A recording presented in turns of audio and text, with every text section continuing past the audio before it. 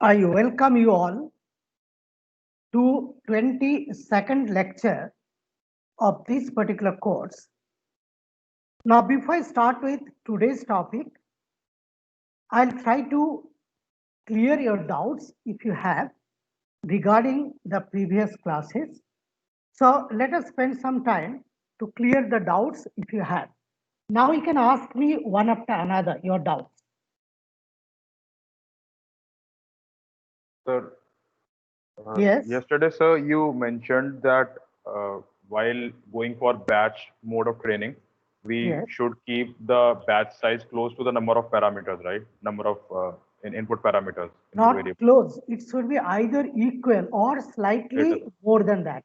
Yeah. Okay. So, sir, my doubt was like the neural net mapping is Hmm. like an approximation from the feature space to the like final value, which Hmm. should be close to the real value, right? It's not like we are solving the actual set of real equations. So why are we like associating that approximate mapping to Okay. the actual solution of because that rule definitely applies when we are talking about actual solutions of actual equations, but that Okay. is an approximation mapping, right? Okay. Okay. Now, to answer your query, let me tell you that neural network can be called an unconventional nonlinear regression tool. You are aware about the regression tool, no? The Yes, sir. purpose of using the regression equation is to establish the input-output relationship.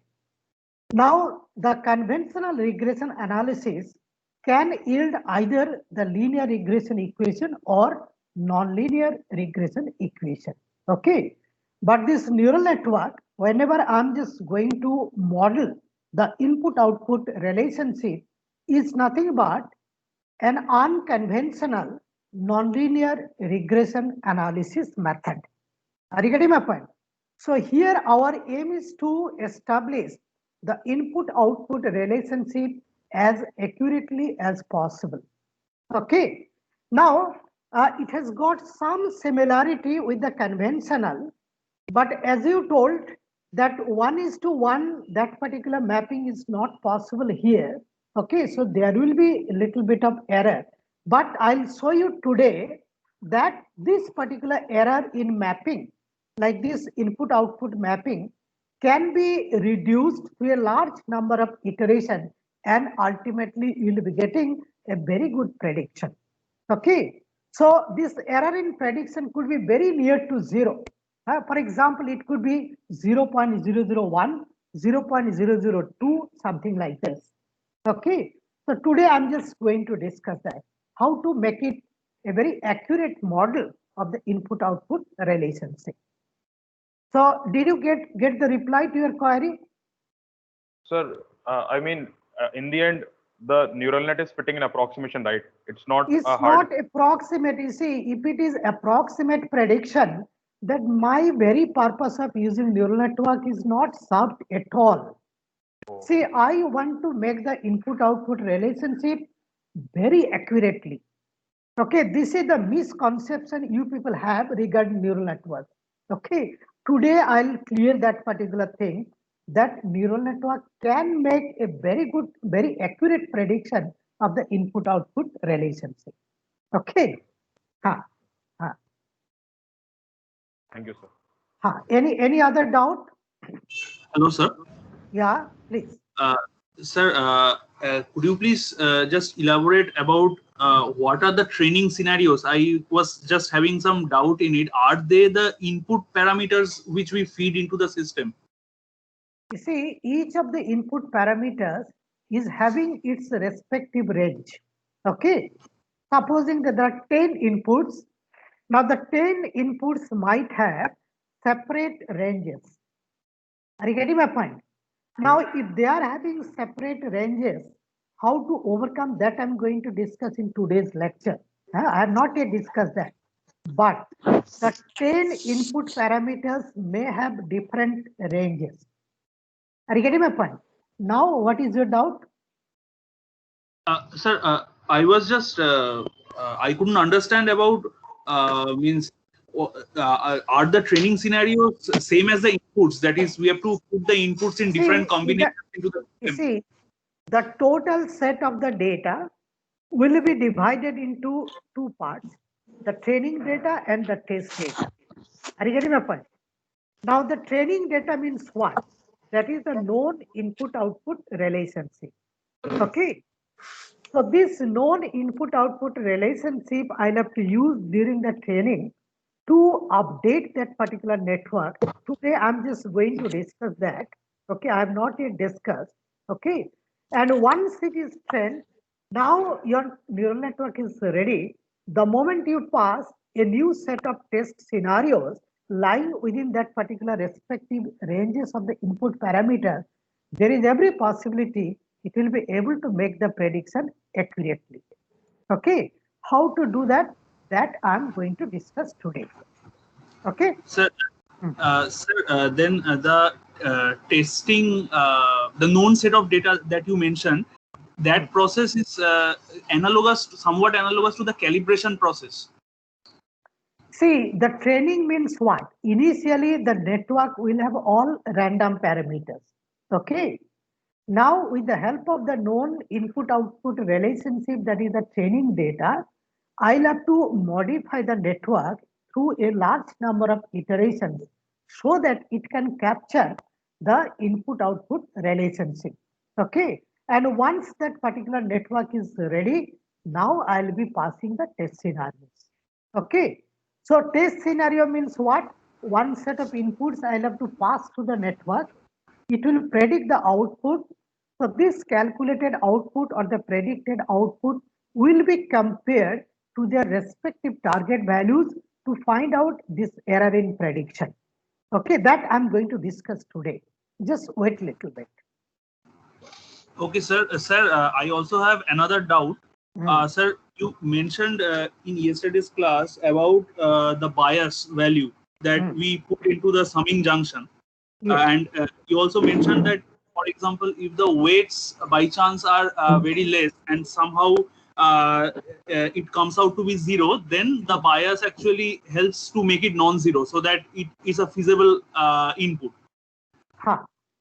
Sir, my question is that is it always necessary to put this bias, or we can automate this into the system so that it can intelligently understand?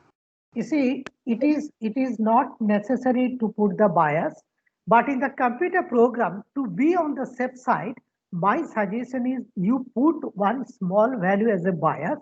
Bias can also be considered as one of the design variables I'll be discussing. Okay. So you need not know initially what should be the exact value of the bias.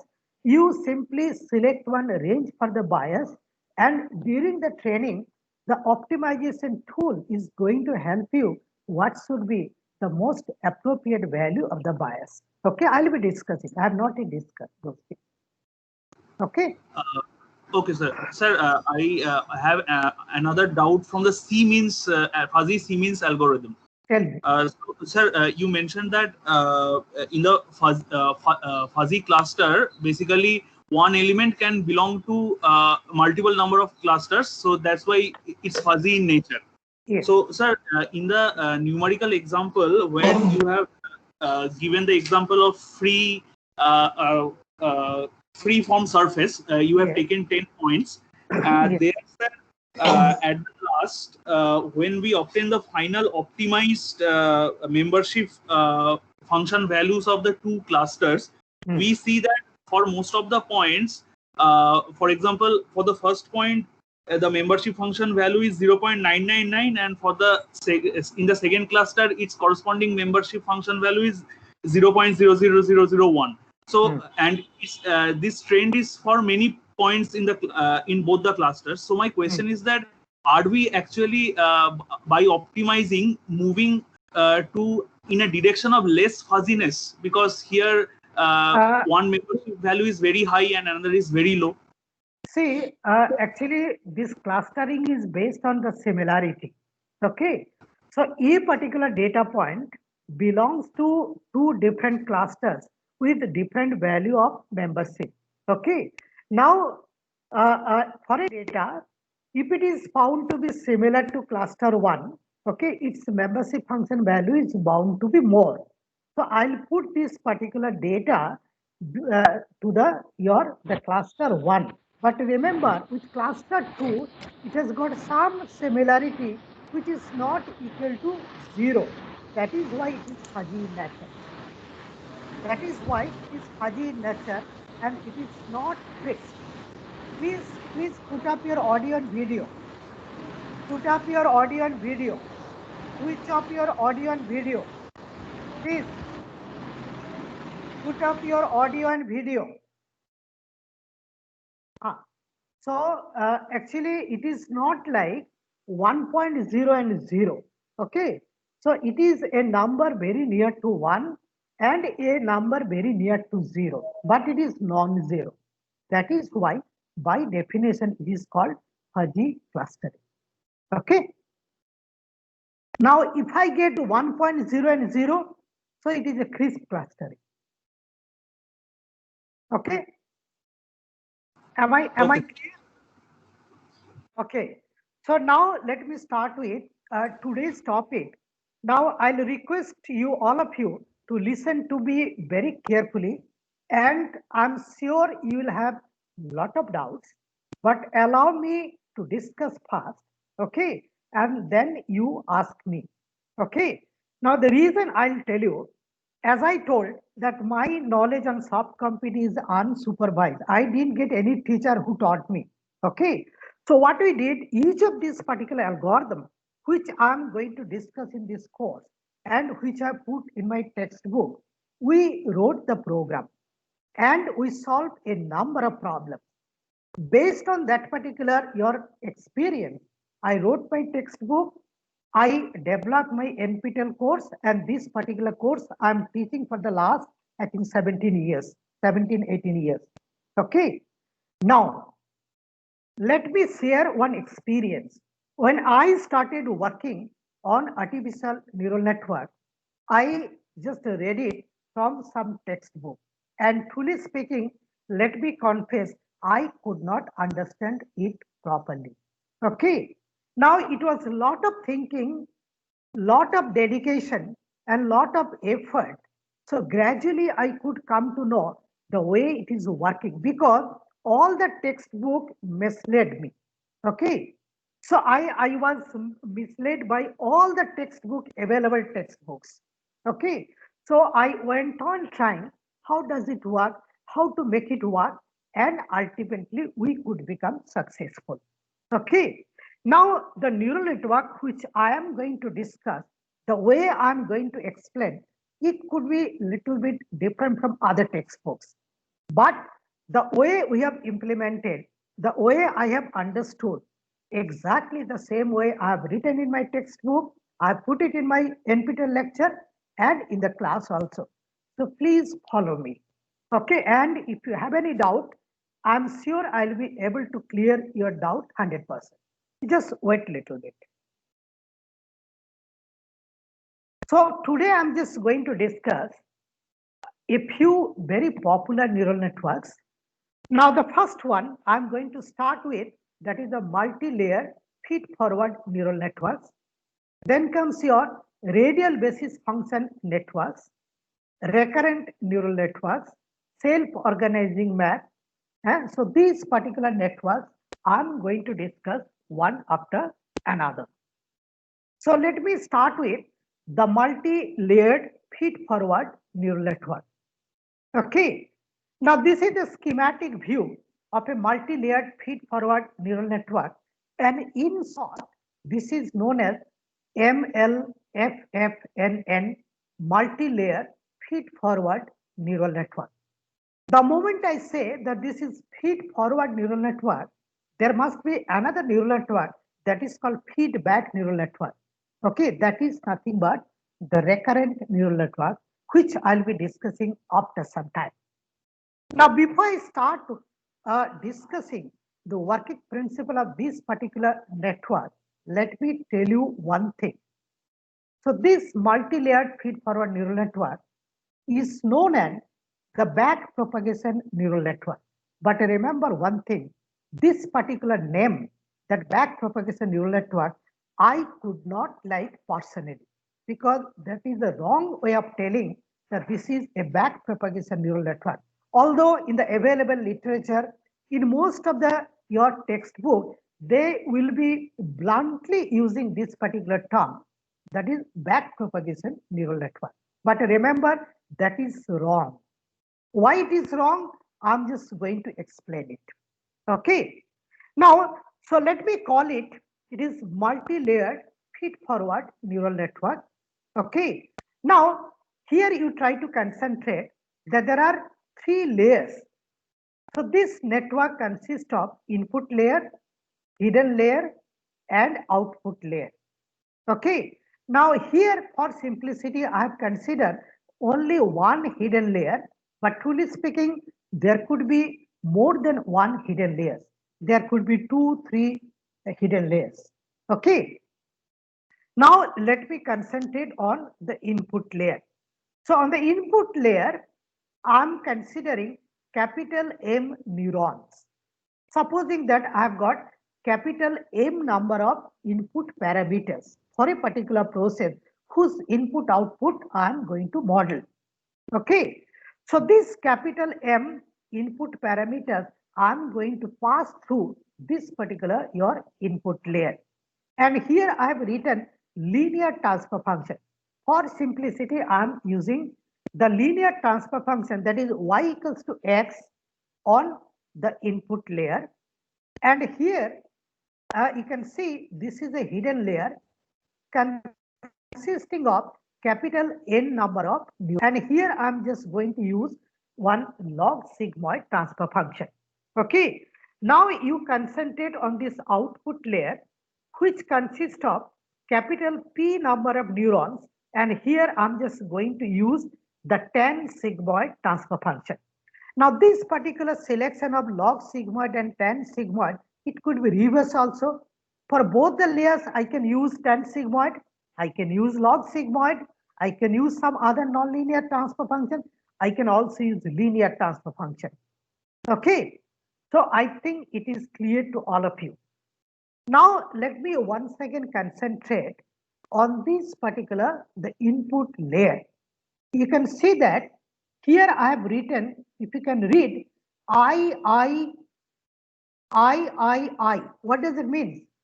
That is the input of the ith neuron lying on the input layer.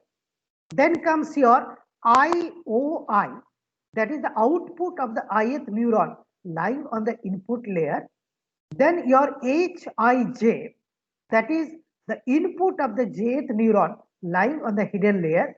Then comes your, please don't disturb me now. Stop your audio. Abhijit, please stop your audio. Now, HIJ is nothing but the input of your jth neuron lying on the hidden layer. HOJ, that is the output of the jth neuron lying on the hidden layer. Then comes your OIK, that is the input of the kth neuron lying on the output layer. OOK, that is the output of the kth neuron lying on the output layer. Okay, now I'm just going to show you some connecting words. The connecting words between the input layer and this hidden layer is denoted by V matrix. So the connecting word between the first neuron lying on the input layer and the first neuron lying on the hidden layer is nothing but V11. Then the connecting word between the first neuron of the input layer and nth neuron of the hidden layer is nothing but V1n and so on. So I'm just going to show you this particular V matrix, might be in the next slide. Okay.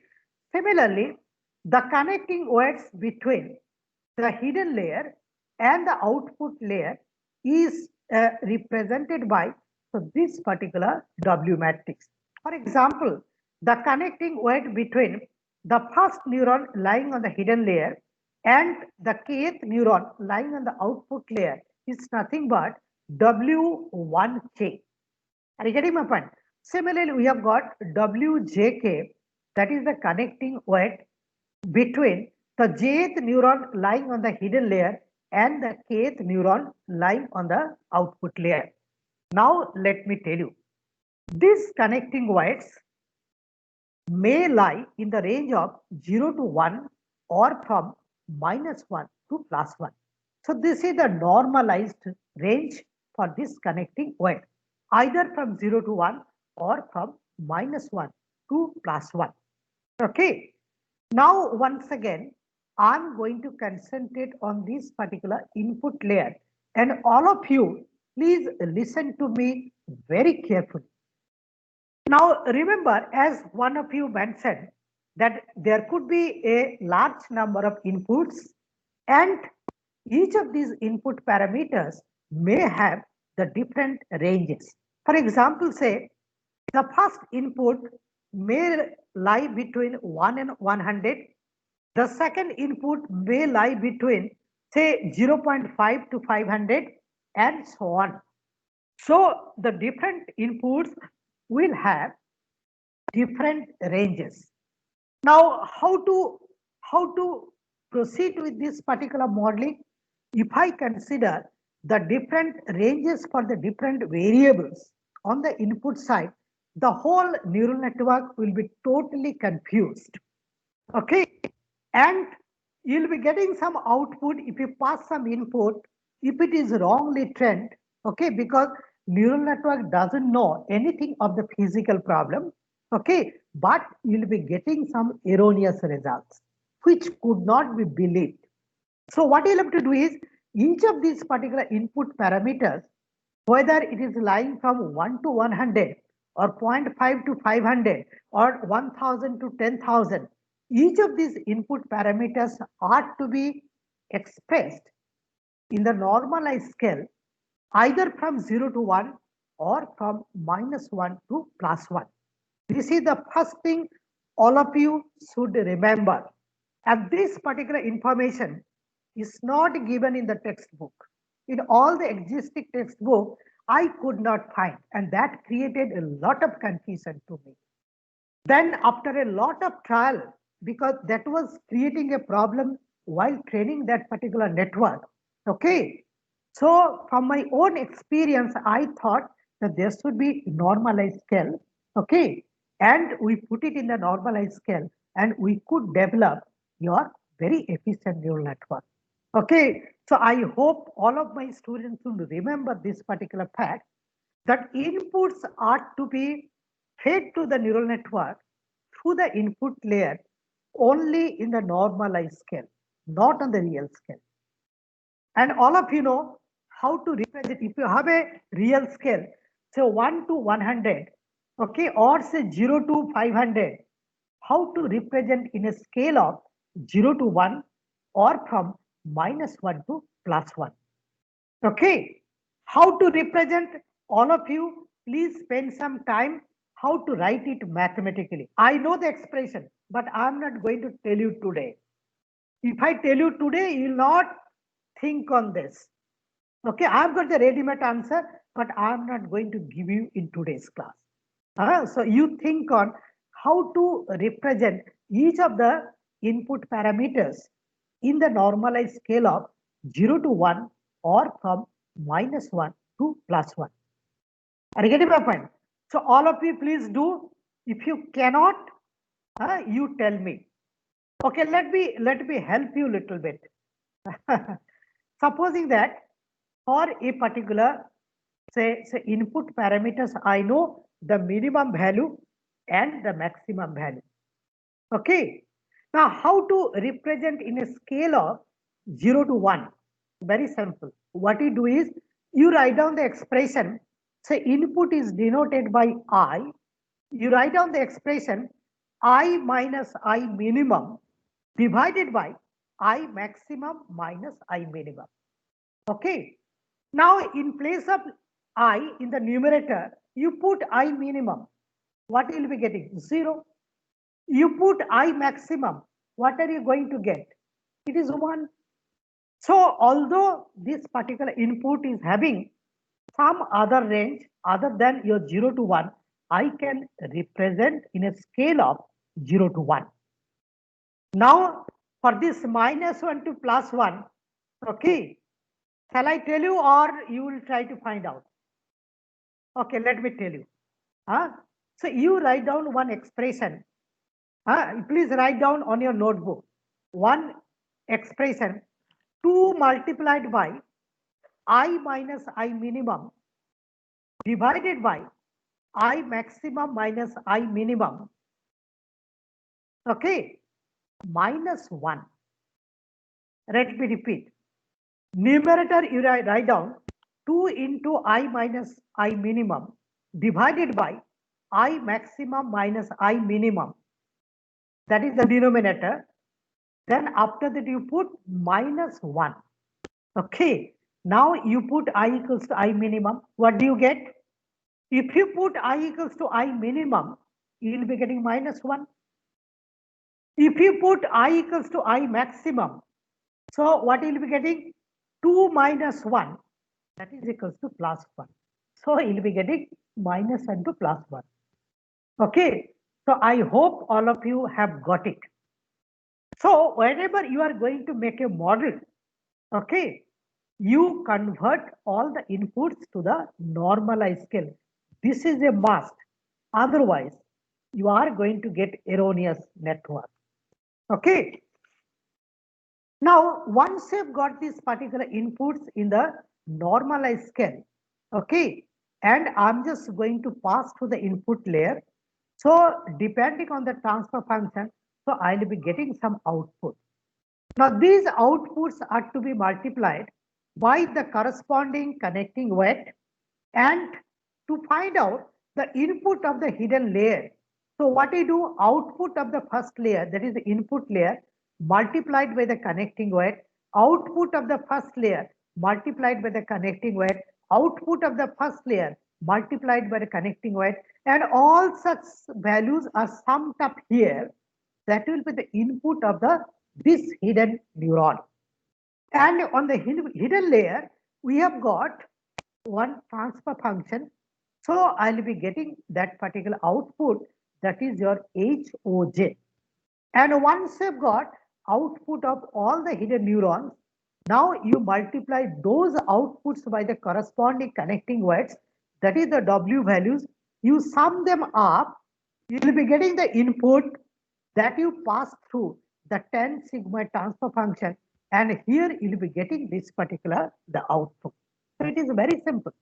Okay, so I'm passing one set of inputs and I'm getting one set of outputs, provided I know the numerical values of the connecting weights and the coefficients of all the transfer functions. Are you getting my point? So exactly the same thing I'm just going to show you in the next few slides, whatever I discussed. So these are nothing but the connecting weight matrix, that is the V matrix and the W matrix. The dimension of the V matrix is M cross N, and the dimension of the W matrix is actually N cross P. And remember, to start with, initially, all the connecting weights are generated at random using the random number generator. So this random number generator will generate the number starting from 0 to 1 or from -1 to +1. Okay. And initially, those connecting weights are generated at random. So there is no guarantee that your neural network initially will be able to predict accurately. Okay. So there will be a lot of errors. Okay. And this error, I will tell you how to propagate it back. Okay. Through a large number of iterations, so that ultimately we get a very trained network which will represent the input-output relationship as accurately as possible. Now you just wait a little bit, I'll show you all such steps one after another. So I'm just going to concentrate on the forward calculations. That means starting from the set of input parameters, how to get the outputs on the output layer, that I'm going to discuss. I've already discussed. Now mathematically, I'm just going to write it here. Step 1, determination of the outputs of the input layer. So I'm trying to find out what should be the output of the input layer. Now the input of the input layers are nothing but the normalized values of the inputs. And on the first layer, that is the input layer, I have considered the linear transfer function.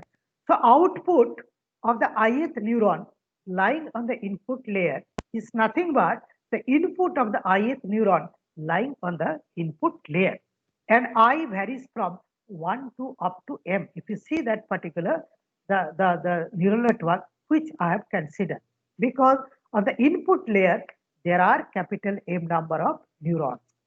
Okay. And once we've got this particular output of the input layer, now we go to step 2. And the purpose of step 2 is to calculate the inputs of the hidden layer. Now, the input of the hidden layer, the jth neuron lying on the hidden layer is nothing but V1J. What is V1J? That is the connecting weight between the first neuron lying on the input layer and the jth neuron lying on the hidden layer multiplied by IO1, that is the output of the first neuron lying on the input layer, plus there are a few terms. Next is your Vij multiplied by Ioj, plus there are a few terms, and the last term is Vmj multiplied by IOM. And here j varies from 1 to up to n. If you just go to the structure, you'll find. So till now we have got these particular output values of the input layer, and the output values of the input layer are multiplied by to their corresponding connecting weights, and those are summed up. So I can find out the input of the jth neuron lying on the hidden layer. Okay, so this particular Hij we are able to calculate. And once you have got this, I know the transfer function, so I'll be getting Hoj. Similarly, all the outputs will be calculated. Then those outputs will be multiplied by the W values, and those will be summed up. That will be the input of the kth neuron lying on the output layer. Then once again, it will pass to the tan sigmoid transfer function. So I'll be getting OOK. That is the output of the kth neuron lying on the output layer. So all such things I have written it here, you can see. Determination, step 3, determination of the output of the hidden neuron. So I can find out using this mathematical expression of that sigmoid, that is your log sigmoid, you can find out what is the output of the jth neuron lying on the hidden layer. And what is A1? A1 is the coefficient of transfer function. So during the training, you can use some optimization tools, a genetic algorithm or any other tool to find out what should be the suitable value for this particular A1. So we can supply a range for A1. Genetic algorithm will be able to find out what should be the most suitable value for this particular your A1. Then comes your determination of the inputs of the output layer. So this OIK, that is the input of the kth neuron lying on the output layer, is nothing but W1K multiplied by HO1, plus there are a few terms. Then comes WJK multiplied by HOJ, and there are a few terms, and the last term will be WNK multiplied by HON, and K varies from 1 to up to P. Are you getting my point? So this is the way you can find out the inputs of the output layer. And once you've got the inputs of the output layer, very easily in step 5, you can find out the outputs of the output layer. And here we are using a tan sigmoid transfer function. This is the mathematical expression for the tan sigmoid transfer function. And A2 is nothing but the coefficient of transfer function. And once again, the value for this particular A2 can be optimized using one optimization algorithm. Okay. Now you concentrate on step 6, determination of error in prediction. Now once you've got this particular the output, so this output, that is OOK, that is the calculated output, that will be compared to its corresponding target value, and we try to find out the error in prediction. Okay, now supposing that TOK is the output of the target output of the kth neuron lying on the output layer, and OOK is the calculated output of the kth neuron lying on the output layer. Now this particular difference of TOK minus OOK will have some either positive value or negative value, and in ideal case the value of 0. Okay, now supposing that I am getting a positive value for this particular error or the deviation, so there is no problem. Okay, but if I get for some of the outputs, if I get positive error or positive deviation, and for some other if I get the negative, now this positive and negative are going to cancel each other. Okay, so what will happen is ultimately will be totally lost. The network will be able to we will not be able to get that particular trend picture of the input output relationship. Okay, so network will be lost, and very purposefully, that is why now this deviation, that is TOK minus OOK, has to be represented in the in terms of positive value. I can use a mod value of the difference of TOOK and OOK, or I can use the square of that particular the difference. Okay, why do you put square? Because you want to make it positive. Are you getting my point? Now here very purposefully I put half here. Okay, why do you put half? Why not 1/4? Why not 1/10? Or why not only 1? The reason is very simple. Like in future in C, you'll have to differentiate this particular error with respect to your OOK. Okay, and if I differentiate partially, what will happen? So this particular 2 will come here. Okay, so half multiplied by 2, that will become 1. Okay, so it is not going to make any abrupt change. I'll be discussing in much more detail. That is the reason behind putting this particular half. Okay, you'll understand. Just wait a little bit. Now, so this is the way actually we can find out the error in prediction at kth output neuron. But if you see on the output layer, we have got a large number of your neurons. You can see that this is the error of this kth neuron lying on the output layer. But we have got capital P number of neurons lying on the output layer. Okay. Now, if I want to find out the combined error on the output layer, so error in each of these particular your output neurons we'll have to consider. Okay, so how to consider that I'm going to discuss. Yes, so error in prediction considering all output neurons, that is denoted by E, is nothing but summation k equals to 1 to P half TOK minus OOK square, where P is nothing but the number of output neurons. So on the output layer, we have got capital P number of neurons. Now, supposing that we have got a large number of training scenarios, this is what happened out of that large number of training scenarios, say 1000 training scenarios.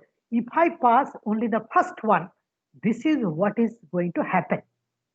Now, following the same principle, okay, so I can pass all the training scenarios, okay, and if I pass all the training scenarios and based on the average error, if I update the network, that will become the batch mode of training, which I've already discussed. Okay, and I'll be discussing mathematically in the computer program how to implement. Okay. Now, if I pass only one training scenario, I'll be getting some error. And based on that particular error, if I just update the network, that is what is meant by your incremental training or online training, which I have already discussed. Okay, I'll be discussing. Okay. Now, supposing that I passed capital L number of training scenarios. So this total error in prediction, considering all capital L training scenarios, is nothing but E total summation small l equals to 1 to capital L. Just a minute. Summation small l is equals to capital L. Summation small k equals to 1 to capital P. 1 half into TOKL minus OOKL square. Now, what is this TOKL? TOKL is nothing but the target value of the kth output neuron, okay, corresponding to your lth training scenario. Similarly, corresponding to lth training scenario, the calculated value output of the kth neuron lying on the output layer is nothing but OOKL. Okay, so this is the way you can find out the total error in prediction. Okay, now I'm just going to propagate it back. Okay, so that we can update this particular the network. Okay, so how to propagate it back? Now I'm going to discuss the back propagation algorithm. Okay, so till now it is multi-layered feed forward network. Okay, it is not the back propagation neural network. It is actually multi-layered feed forward network trained using back propagation algorithm. Are you getting my point? So, but it is very popularly known as back propagation neural network, but that is not the correct way of telling, because the same network you can train using back propagation algorithm, you can train genetic algorithm, you can use PSO, you can use some other optimization tool. Okay, so it's better not to say this is back propagation neural network. It is multi-layered feed forward network trained using back propagation algorithm.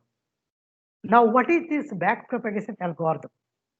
Now, remember, this particular concept of back propagation algorithm was introduced in the year 1986. Okay, and that particular person became actually very famous. I think he got Turing Prize also from USA. He got, most probably he got Turing. I'm not sure.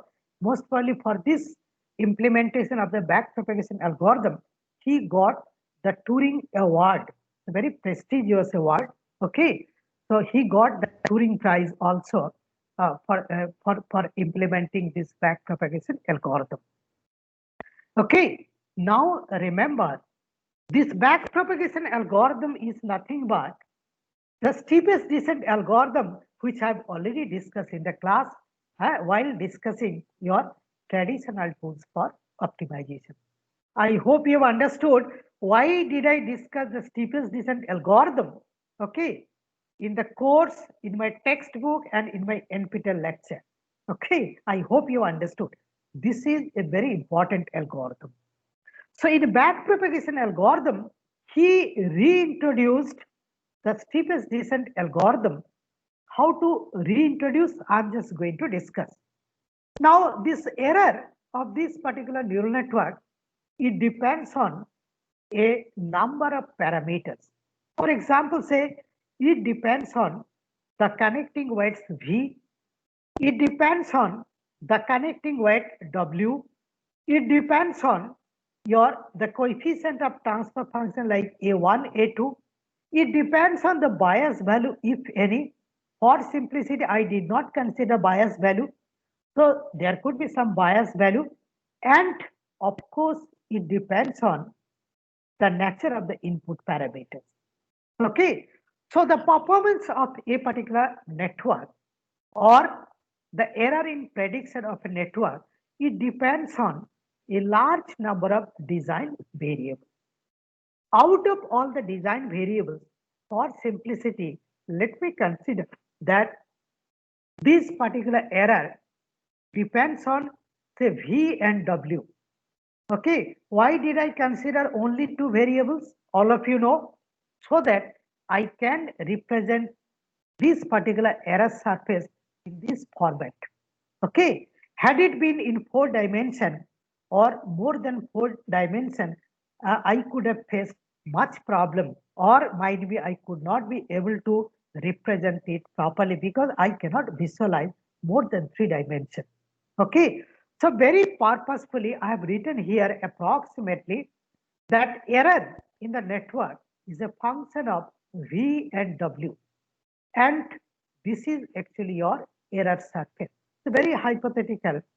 For a particular data set, whenever I'm just training a neural network to model its input output relationship, initially this particular nature of the error surface is not known to us.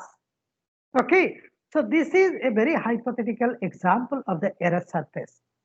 And you'll be astonished to know that initially the connecting weights, that is V and W, those are selected at random. So might be initially the error is very high. Might be you are here, okay, at the point X. But what is your M? Through a large number of iterations during the training, I should get one network which should be able to yield some solutions related to the minimum error. That means starting from X, I should be able to reach this particular point Y through a large number of iterations. So might be I'm moving in this particular fashion, then I'll be able to reach this particular, the minimum error point. Okay, this is what is done typically while we give training to the network with the help of some training data, with the help of some optimization algorithm or training algorithm. Okay, so I hope it is clear to all of you. Now, during this particular back propagation, or what you'll have to do is, you'll have to find out what should be the updated value for this particular V and updated value for this particular W, so that we can minimize the error in prediction. And as I told that this is nothing but a steepest descent algorithm. So the change in V, that is delta V, is nothing but minus eta multiplied by partial derivative of E error with respect to V. Similarly, the change in W, that is delta W, is nothing but minus eta multiplied by partial derivative of E with respect to W. Now you see the similarity between this particular the updating rule and the steepest descent algorithm. If you remember, in steepest descent algorithm, step length lambda, okay, that is nothing but eta here. That is called learning rate in backpropagation algorithm. So let me repeat, this eta stands for learning rate, and it lies between 0 and 1 in a scale of 0 and 1. Okay, and this particular your search direction, that is nothing but minus partial derivative of E with respect to V, that is nothing but search direction. So step length and search direction are the two things for any optimization algorithm, all of you know. So very easily can find out what is change in V, then change in W is minus eta partial derivative of E with respect to your W. So very easily can find out your what is the updated value for this particular your W. And this thing, how to implement, that I'm going to discuss. Okay. Now, before I discuss, the principle of your incremental mode of training. Once again, let me go back to this particular the figure, the picture of this particular the network. So till now, whatever we did, so we started with some random values for V and W. We passed one set of training scenarios, one set of inputs, and we have got this particular output. And once we have got this particular output, we can find out what is the value of error. Now, this particular error will be propagated back in the backward direction so that I can update this W value. I can update this V value so that I'll be getting more accurate prediction of the output for the set of inputs. Okay, so initially the amount of error will be very large, and gradually, so this particular error is going to be reduced. Okay, so starting from here, I've got some error value. How to propagate back so that I can modify the W values, I can modify the V values, that I'm going to discuss.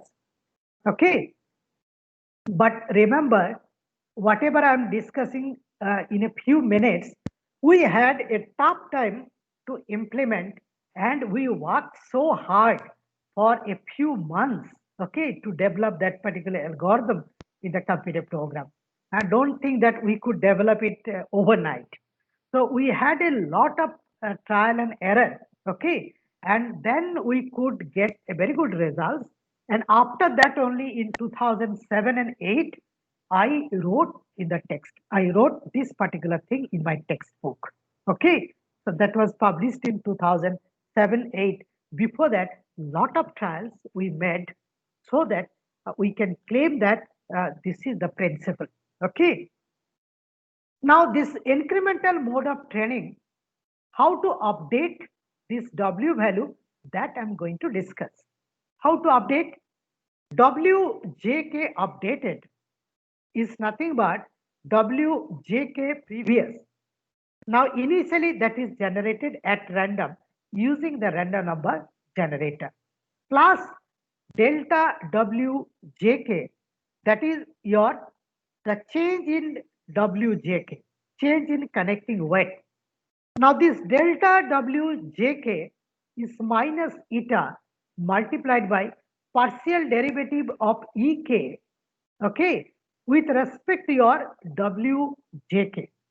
Now this particular partial derivative you'll have to write in the form of the chain rule of differentiation. All of you know. So the partial derivative of EK with respect to WJK, how to write? It is very simple. Once again, let me go back to this particular your figure. Okay, so I'm here and our aim is to find out the updated value for this WJK. So here I have got EK. So what you'll have to do is I'll have to find out the rate of change of EK with respect to your OOK, then the rate of change of OOK with respect to your OIK, then rate of change of OIK with respect to your WJK. Same thing I have written it here. You can see the chain rule of differentiation. Okay. Yes. So this partial derivative of EK with respect to WJK is nothing but the partial derivative of EK with respect to OOK multiplied by the partial derivative of OOK with respect to OIK multiplied by the partial derivative of OIK with respect to your WJK. Now, each of these partial differentiation I can carry out. I know the expression, that is EK, if you remember, it was half into TOK minus OOK square. Okay. Now, if you differentiate, you'll be getting this partial differentiation of EK with respect to OOK is nothing but minus TOK minus OOK. So very easily you can find out this partial differentiation.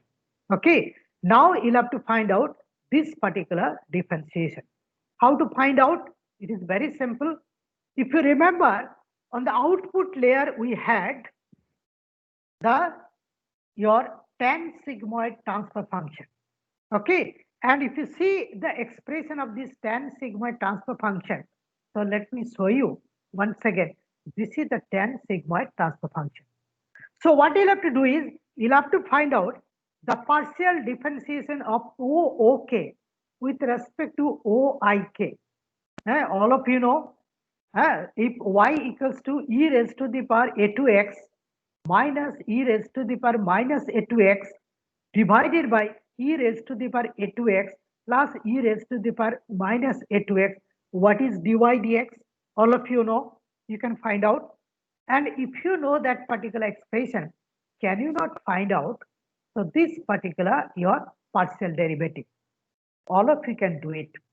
The partial differentiation of OOK with respect to OIK is nothing but A2 into 1 plus OOK into 1 minus OOK. Okay. So all of you please try to derive that particular partial differentiation. Okay. And you check it. Now how to find out the partial derivative of OIK with respect to your WJK.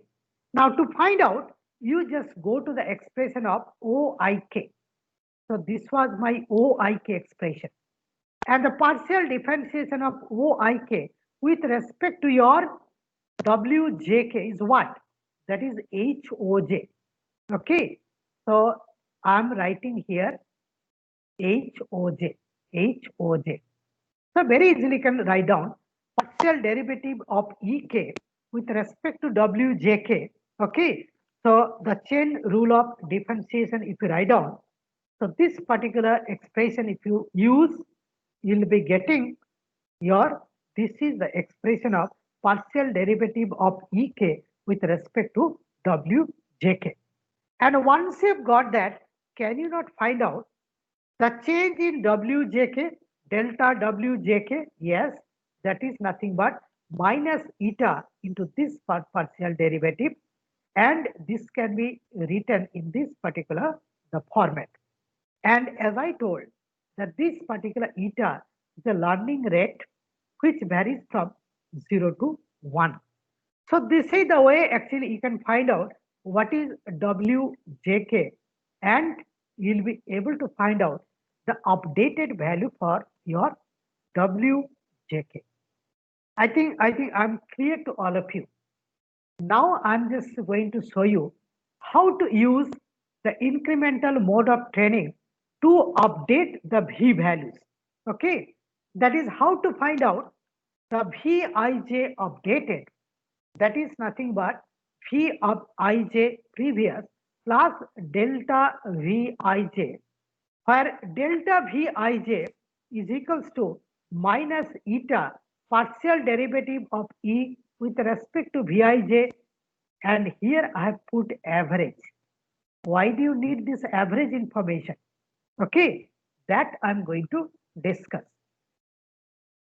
Why do you need this average information to update that particular your V? So once again, my aim is to update this connecting weight, that is nothing but Vij. Now, depending on this particular Vij and other connecting weights, okay, so and using this transfer function, I'll be getting this HOJ. So on the value of HOJ, so the Vij has got some contribution. May not be 100% contribution, but at least some contribution it is having. Okay, and using that particular contribution of Vij, supposing that and using other information, say we have got HOJ. Now this particular output is connected to each of the neurons of the output layer, and whenever we are concentrating on the output of the kth, output of the kth neuron lying on the your output layer or this particular neuron, so whatever HOJ we have, it has got some contribution on this particular error. some other contribution towards this particular error, some other contribution towards this particular error. So this HOJ is contributing some error to each of these particular output neurons, and this HOJ is partially dependent on this VIJ. So if I want to update that particular VIJ value, so I'll have to start from here and I'll have to consider the average effect. Otherwise, I cannot tackle this particular situation that this VIJ has got at least some contribution to all the error values on the output layer. Okay, just to take care of that, so we took the help of this average concept. Okay, and the way we wrote is as follows. Yes, so this delta Vij is minus eta partial derivative of E with respect to Vij average, and so this particular partial derivative of E with respect to Vij average is nothing but 1 by P multiplied by summation k equals to 1 to P partial derivative of Ek with respect to your Vij. So what we do is we try to find out, so this particular partial differentiation, you sum them up multiplied by 1 by P as if you are considering the average effect. Okay, and remember, once I wrote in my textbook and there was a lot of queries from many people, I had to explain the way I explained. Okay, because we should take care of this particular average effect. Okay, now how to determine mathematically? So this particular partial derivative of Ek with respect to your Vij. How to determine the partial derivative of Ek with respect to Vij is nothing but the partial derivative of Ek with respect to OOK multiplied by the partial derivative of OOK with respect to OIK multiplied by the partial derivative of OIK with respect to HOJ multiplied by the partial derivative of HOJ with respect to your Hij, partial derivative of Hij with respect to your Vij. Now, each of these individual partial differentiation you'll have to find out. Partial derivative of Ek with respect to OOK is minus TOK minus OOK. Then partial derivative of OOK with respect to OIK, already I have determined for this particular your tan sigmoid transfer function. Okay. Now I'm going to concentrate on the partial derivative of OIK with respect to HOJ, that is nothing but WJK, and partial derivative of HOJ with respect to Hij is nothing but A1 HOJ into 1 minus HOJ, because this is a log sigmoid transfer function. So y is equals to 1 divided by 1 plus e raised to the power minus a1x. You see this particular expression. Just have a look. So this is the expression. 1 divided by 1 plus e raised to the power minus a1x. And you'll have to find out the dy dx, and knowing that particular information very easily, you can find out this partial differentiation. Okay. And H partial differentiation of Hij with respect to Vij is nothing but IOI, that is III. Okay, that is the input of the ith neuron lying on the input layer, output of the ith neuron lying on the input layer, and very easily you can find out the partial differentiation of Ek with respect to your Vij. Chain rule of differentiation, so we can use it to find out this particular partial differentiation. And once you have got that, can you not find out can you not find out this partial differentiation of E with respect to Vij average? If you can find out, multiplied by minus eta is nothing but the change of Vij. And our purpose is to make it error free so that it can predict that particular your output or the known values of the input. Okay. Now here actually, so till now we have discussed the incremental mode of training. Okay. So this incremental mode of training we implemented first. After that we went for the batch mode of training. The batch mode of training I'll be discussing in the next class. Okay. So this will be the syllabus for your first test that will be held on 14th October. Okay. And on 14th October, as usual, we are going to start from 12 noon. So just 2-3 minutes before 12 noon, I'm going to send you your MCQ question paper through the ERP mail, and I'll also be putting it on the tray of Microsoft Teams. And I'll give you the instruction exactly in the same way of the first test. You'll have to send that particular answer to the Gmail account. But remember one thing, please do not try to copy. It has come to my notice that there was in fact mass copying in the your first test and your assignments. Okay, so it is in my knowledge, okay, that there is a mass copy which is going on during the exam and during the in your assignment. Plus, be careful because we keep a very close watch. And from my experience of 30 years in the teaching, okay, I can find out which one is a mass copy and which one is done by the student. So be careful about that. Try to understand, try to do it yourself. Okay. Now, regarding your assignment 3, today is the last date. Today is 10th. Today is the last date of this particular assignment submission. That is assignment 3. Okay.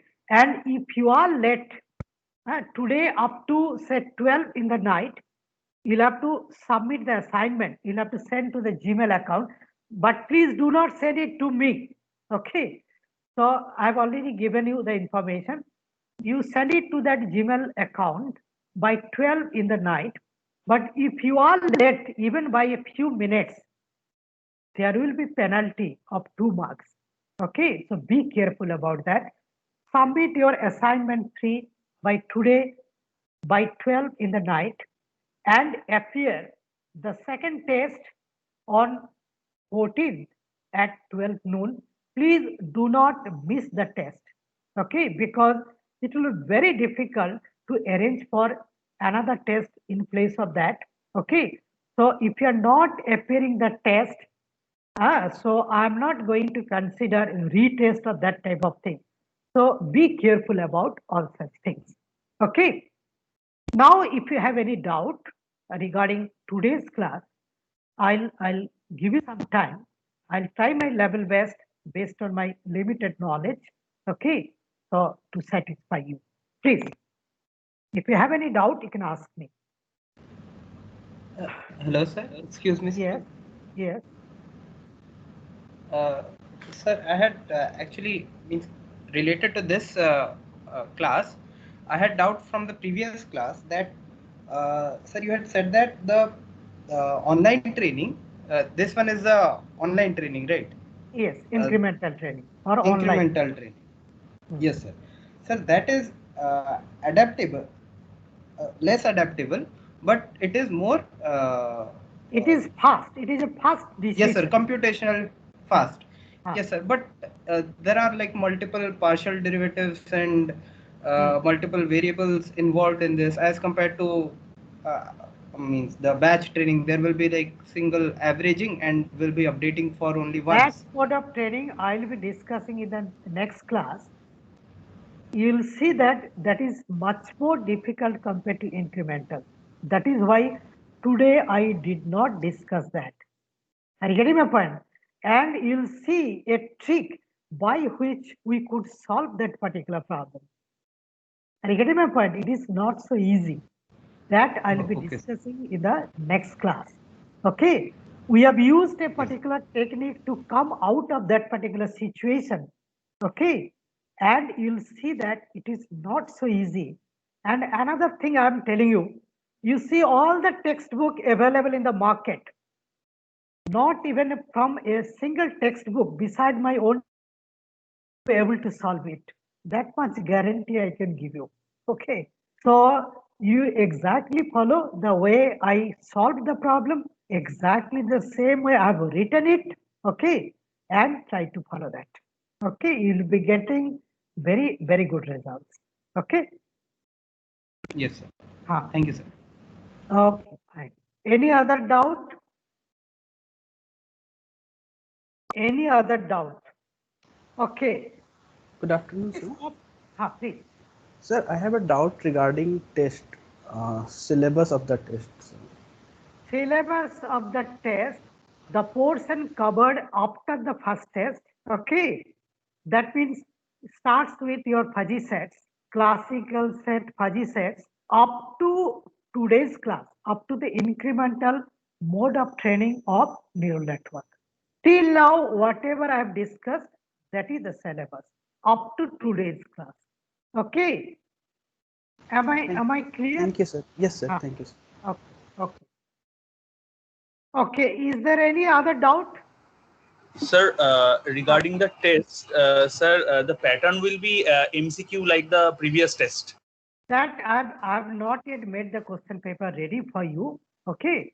I'll try to give you MCQ, but there will be a lot of numerical examples. Okay.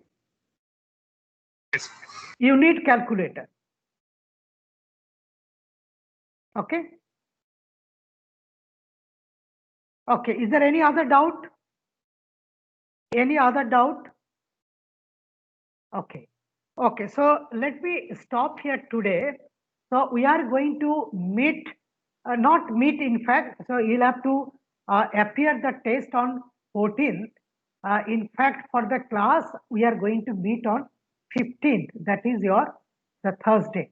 But please do not miss the second test. I'll not be able to take an alternative test for this second test. So be careful about, take it very seriously. Okay. And do it yourself. Please do not take the help of your friends. Okay. Okay. All the best.